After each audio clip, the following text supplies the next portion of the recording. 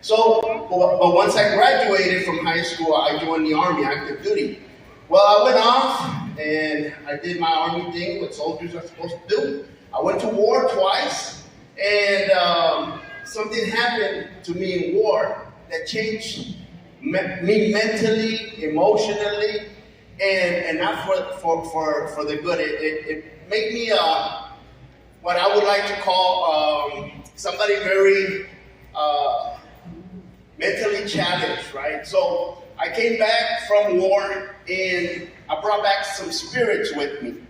When I came back, changed, I started self-medicating to deal with these symptoms that I was going through. I had nightmare.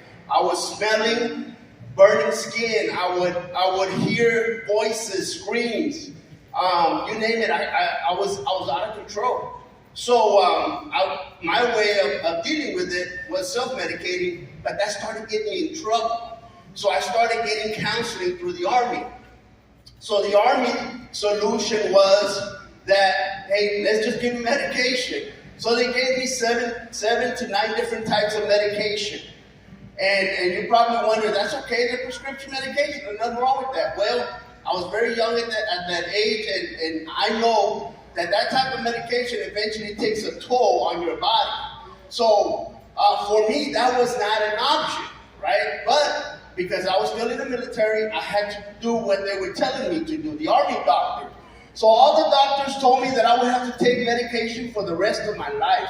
All the counselors told me that I would have to deal with PTSD for the rest of my life, right? But when I came to Christ, Christ told me that he could heal me.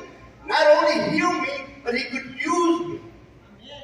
And so, in a moment of despair, I started coming to church. My sister invited me, and I had a personal encounter with God. You being here, you're going to have a personal encounter with God. He's going to speak to you just like he spoke to me then.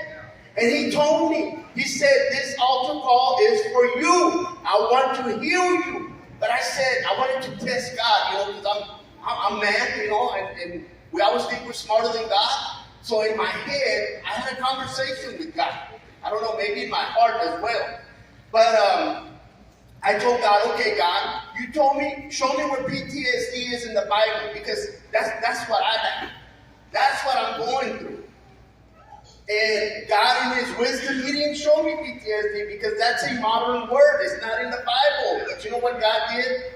He showed me Mark 5, 1 through 20.